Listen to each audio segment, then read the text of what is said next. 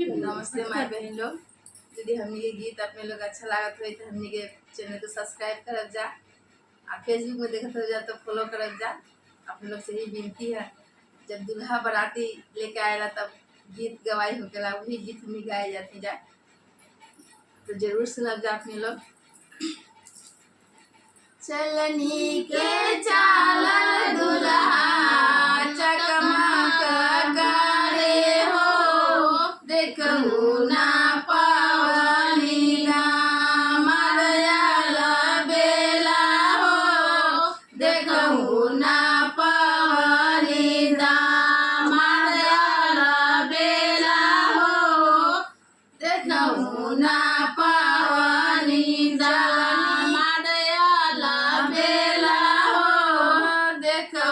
ना पावनी ना मदयाल बेला हो। चलनी के